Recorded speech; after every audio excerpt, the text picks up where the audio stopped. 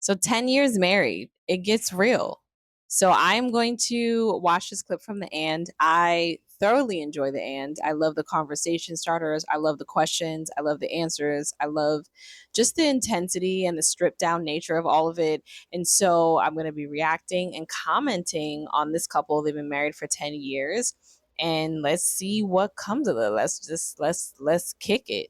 Um, ooh, go away so that I can kick it. Oh, you don't want to go away so I can kick it? Hold on. There we go.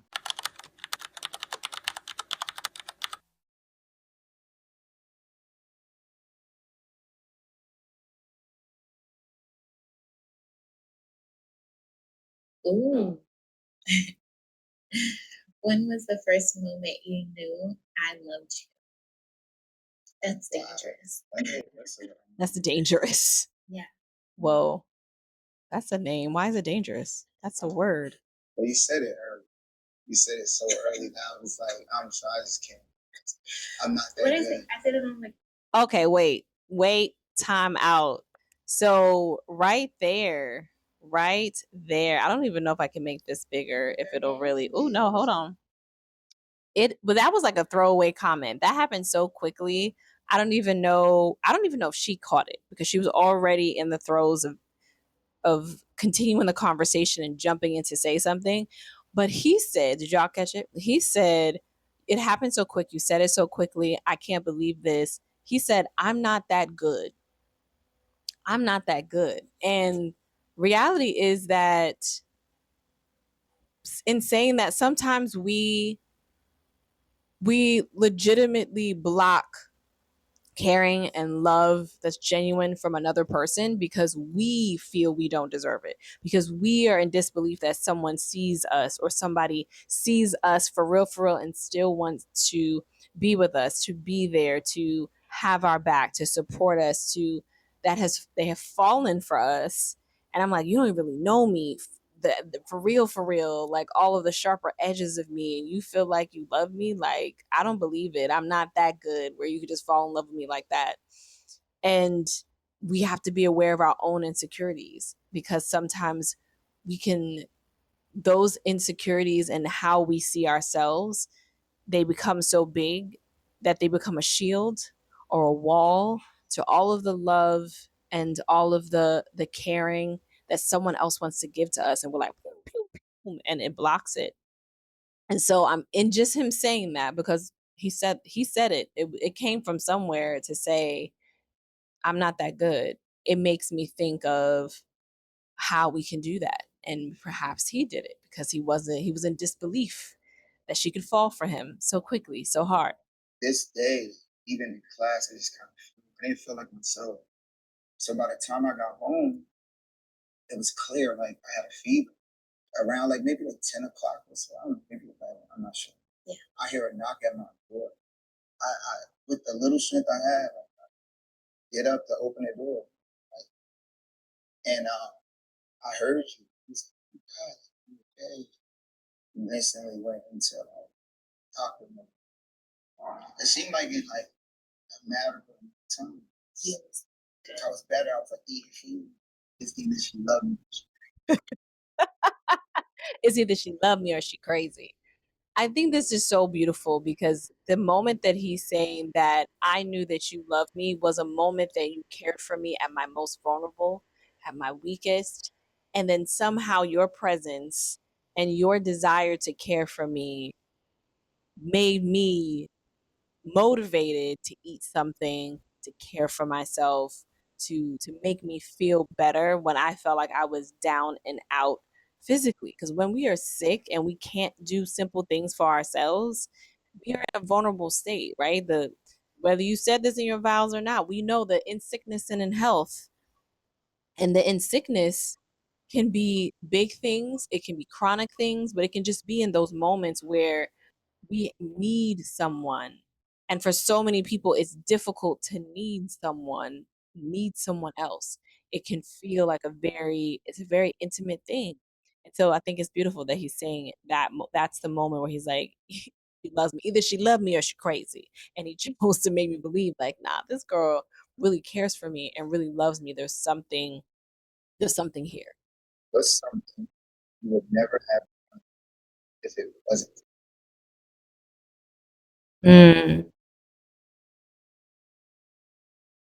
Mm. Oh. Mm. Look at that hand touch. You just want to reach out and touch her, give her some comfort.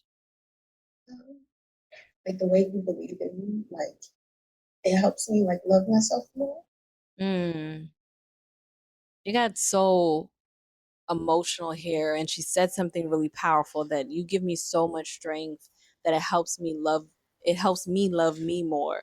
And I think this can be a controversial thing, right? Because we talk about how we need to love ourselves, how it can't come from someone else. But when you're in a relationship, an intimate relationship, it's more nuanced than that, because the words of your partner can be the voice in your mind and in your head that can either make or break you. Because if we're all honest, we all have voices in our heads. We have voices in our head from maybe our parents, from our childhood, from a teacher that told us we couldn't do this, or a teacher that said we could do this, right? We have voices in our head, that inner voice that we have as adults usually comes from someplace else. And it's something that feels like it empowers us, or it's something that it feels like um, makes us feel smaller. And we learn, hopefully, as adults, how to talk through that, find our own voices. But the voices matter because they can shape how we view ourselves and how we view things. As I've been like growing in like my womanhood, I feel like you've just been like right there. Like, keep going. You got this. There's nothing that no one can tell you that will change anything. Like, So for her to say that, as she is growing, and as a person, as a woman, that his voice telling her that she can keep going, telling her that she got this, that no one can tell you anything different. You can do this, go for it. That kind of stuff matters, because it becomes another voice. I know that I have been that for my husband, and I know he has been that for me in times of doubt, because we are human and we doubt ourselves and we wonder, and this is why there's such a thing as imposter syndrome. Are we worthy of this? Are we deserving of this? Can we do this? Do we have what it takes? And in those moments of doubt, when we have someone that can plant a seed that we can then water and grow, that you can and you are absolutely capable, that's powerful and it's beautiful. I was having like a really crappy day. Like, I don't know what it was. Like, something just like kind of came over on me, and I was just like, I don't want to do this anymore. I don't want to be here anymore. I want to feel something new. I want to feel something different, and I don't know where to start. And like, I called you, and I was like, I want to move to California. And you were like, okay, because you had everything set up for you. And you really sacrificed everything and more. And I know you Mm, did. And I appreciate it. wow. That's a lot from what she's saying. That, and I'm sure he'll respond, but just that she's like, I wanted to do this thing. It was a major life decision. I'm moving. You said California, so that, or right there, okay, you weren't in California, you were in another state. I'm moving to another state. And he was just like, okay. And she has all these doubts, like he's not gonna come with me, he's not. And she's like, no, you sacrificed everything that you had built in in this state, in this place, to be with me and to pursue something that I wanted to pursue. You were down for me. Like, that's huge. That's a huge thing. It's beautiful that she also is recognizing that he sacrificed. There are there are times when we want to do something and our partner's like, yes, let's do it. And we don't really look at it from their perspective. We just look like, okay, we got the buy-in. Let's go. Let's do this. But we don't look at what was challenging for them in doing the thing, in supporting you in this way, even acknowledging what they maybe had to let go of, what they had to give up, whether it was family members that he had in the state that they were in, whether it was friends or organizations that he was part of. When you start over like that, you you are leaving something behind and you are letting go. And if that's your pursuit, it was her pursuit. She wanted something different. She brought it up, and he's just said, okay, let's do this, and made a decision to do that with her. But this beautiful that she's acknowledging, like, I know you sacrificed a lot. Everything that you had built, I know that you did that. Be in this space for me. That acknowledgement that we get from our partners can be everything. I love that she's saying that. I imagine the logistics of like, how are we going to do this? Where are we going to move? Like, came later. But I love that she said initially it was just like, okay. I don't think we do that often. I know for me, that's something that I have had to be more aware of because my brain is like, okay, logistics. How does this happen? When does this happen? How do we make this happen? What's our plan? Like that's and in big moves, my brain can work like that. When sometimes all you need is the buy-in in the moment, I got you. We're gonna do this and we'll figure the rest out. We'll figure it out. And then at a later moment, you sit down and you figure out the logistics. Because sometimes the other person just needs to know that, like, okay, you're in. Yes, yes, we got to figure out how, but you're in. Kudos to y'all. I'm curious now. I'm invested. What's the best thing you learned from our worst fight? Oh, Eh. The one yesterday? No, ma'am. JK. No, ma'am. Not yesterday. Come on, skin deep in the end with the questions. So it's hard to hide that that dark side or that little ragey person in you. That little ragey person. I'm learning to like okay how I'm feeling, or even just more so like process why am I so angry in that moment. Like when you just said that one thing about what I did last week. Yes. That making me right on. Is it the tone? Is it the did I do I feel guilty? Like yeah, I was acting some sort of way last week. You're right, but I don't want to like acknowledge that. Yes. And that's probably 9 times is me not wanting to acknowledge I'm wrong. Okay, self-awareness. Okay, pause. Pause the tape. Yes, self-awareness. All the things that she said. All the things. Being like, I'm angry in this moment, pausing to be like, why? Is it that okay, you kind of right, but I don't want to admit that you're right, and so I'm gonna hold on to my rightness even if I'm wrong? Like, is it that, which is a real thing? Thank you for sharing that.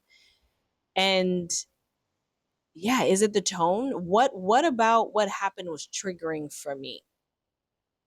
And I would also add, what did I contribute to the situation? What part did I play in it? And even in the acknowledgement of like, yeah, I was feeling some type of way last week, and that made because of X, Y, and Z, that made me be more snippy to you. You didn't deserve that. That's how it came out. I was wrong. I apologize. Like those kinds of moments that can nip a lot of issues in the bud. And the first thing she said about the low blows, though the without having like boundaries around arguing, without taking the space that we need to take when things get too heated to be productive, because we are human. We do get ticked off and we do get angry and annoyed and frustrated, and that little ragey person that little ragey person inside us, because I'm really like I'm almost picturing a little mad, like in that what's that movie had a movie about all the emotions that I can't think about, right? Inside Out. And then like anger is a little it's like a little ball of fire. I'm kind of picturing that because we have some fire in us. And sometimes it's a quieter, ember that's burning, and sometimes it's raging, depending on the person, the personality, and how they express their displeasure and their anger.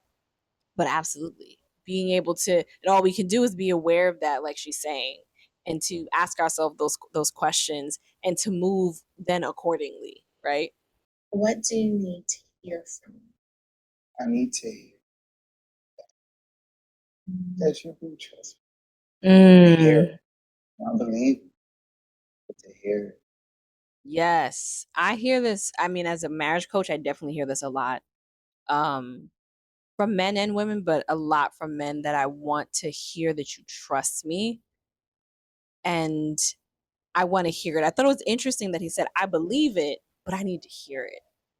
And sometimes I question, because we're human, do you believe it?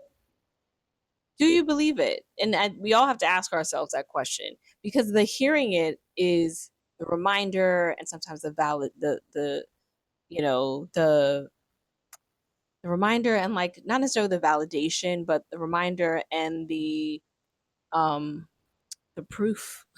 So maybe validation is apropos, that you do, like, I hear it and it helps to reinforce my belief, because there might be some holes in the belief. There might be some things that happen in the relationship where, like, yeah, it didn't go like you thought it was going to go, but I got this and you acted like you I didn't. And because of that, there's a hole. There's holes there where I feel like maybe you don't trust me. Like, I believe mostly. I think mostly you trust me, right? I think that's what we when we say, yeah, I believe it. But the holes, sometimes they need to be plugged.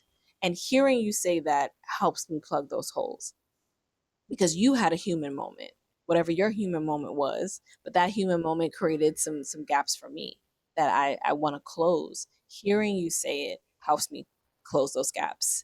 And I think that's really important. I think that's really powerful. And that things didn't go the way that you thought they were going to go. How many of us have had situations in our marriages where it didn't go? You tried something, it didn't go the way that I thought it was going to go, but it turned out okay. And you had to let go and you had to trust the person that you're with. And it's not always easy to do that, especially if you think it should have gone another way.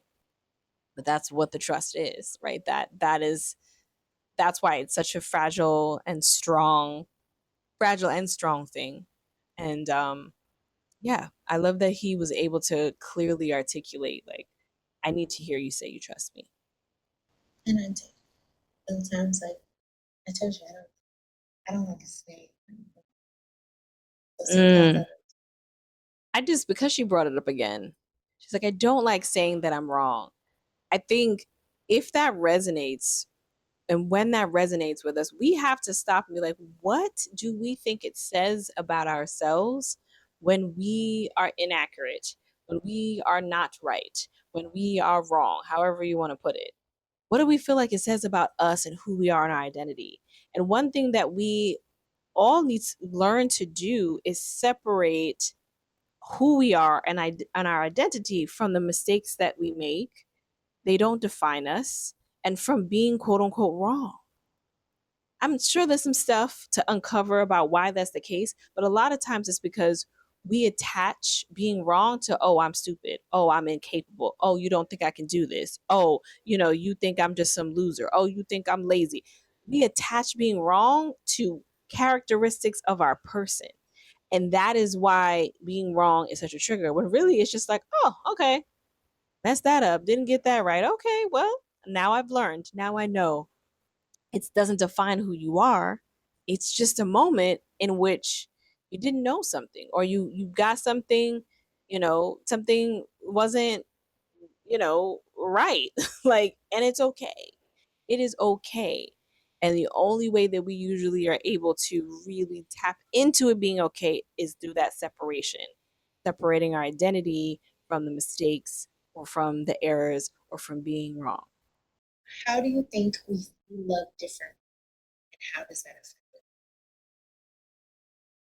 A lot. Mm. Yeah. Mm. They both said, wow. Whatever our understanding of love is just like, wow, as we were born. Yeah. Now, I know for sure our love is How do you know? like Come on now. we see me, Mm. we've accepted it. Mm. We talk about this idea of unconditional love so often, loving unconditionally. What I love about this moment is that he is so assured in delivering the fact. He's like, I know that our love is unconditional. And then he goes to say why he knows that. Oh, I know because you've seen me in my worst and you're still here. You've seen me fall down and you have built me back up. That Those are often the conditions that we're afraid of. that someone is going to see us, right? Who was it? Erica Badu that said my greatest fear is also my greatest desire, and is to be seen. Because when we are seen, the sharper edges, the vulnerable sides, the softer pieces, and we are concerned like how is the person that we love going to respond to that? It's why we hide those parts. It partly, right? It's there's layers to it, but partly it's why we hide those parts. I don't know how they're going to respond to it, but when they respond to it favorably, the amount of confidence, a level of confidence and self-assuredness you can have in your relationship is very high. And I feel like that's what he's saying here. Like, you have seen the worst and you are still here and you still lift and build me up. Oh, I know our love is unconditional. I'm confident we can get through whatever. I know you'll love me through whatever. And that's powerful. Even in the beginning, with people, you can't, and like move from that to like, oh, it doesn't matter.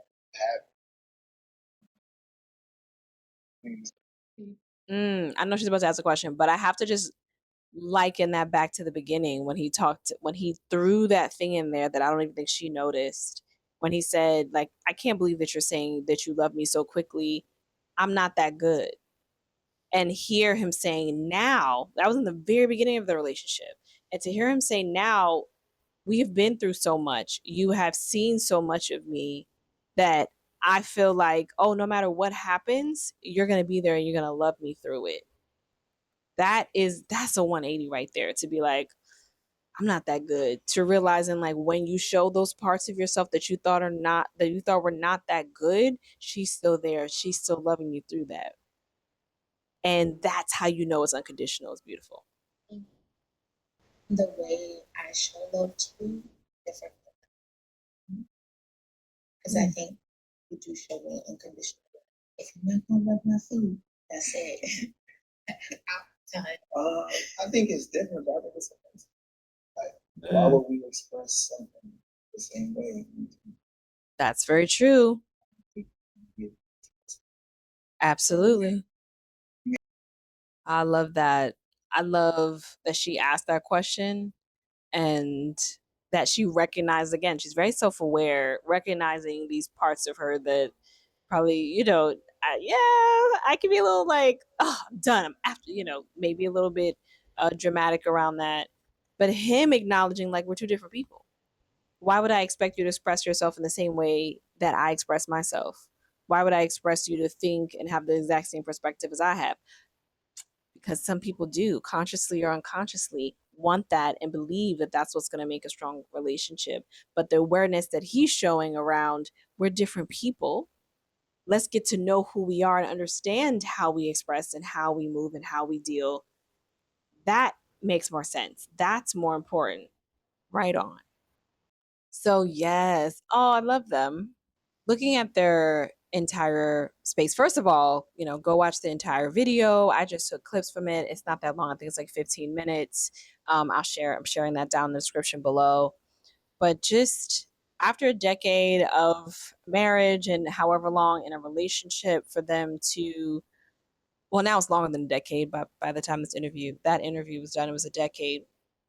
For them to bring the awareness of themselves and each other to the forefront, to lean into what they feel like is unconditional love, to acknowledge they have their moments and they're human, but that they feel a level of comfort and support in this relationship, that like, this is it, we got this and we're going to move through it. Because the reality is there's no relationship, healthy relationship, that is without discourse, that is without disagreement, that is without issue, that is without friction.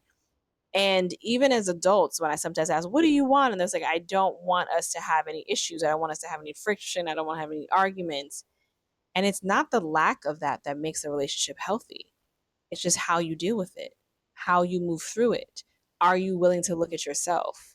Are you willing to, give yourself and your partner grace? are you willing to create spaciousness enough for you both to grow as human beings and all the aspects that you need to grow um without pressure and expectation that stunts that growth. If you're both committed to your own growth, that's going to be a strong relationship, because in doing that, you're strengthening yourself and strengthening your relationship simultaneously. So this is great. I appreciate that. I liked listening to their journey and seeing how they responded to the questions that they were asked. And thank you for listening. I'm trying something a little different, something I've always wanted to do. Let's see how this goes. Let me know if you're feeling this. If you like kind of the reaction breakdown type of situation, let me know in the comments. Appreciate you listening. Thank you for your time. Thank you for taking a minute to tune in and hang with me. All right. I'm Imani Aisha. I'm here showing up to remind you to stay connected to yourself, to your partner, and to creating a life that feels good to you. And if that's your vibe, please subscribe. I'd love to continue the conversation and the journey with you. And I'm going to see you tomorrow.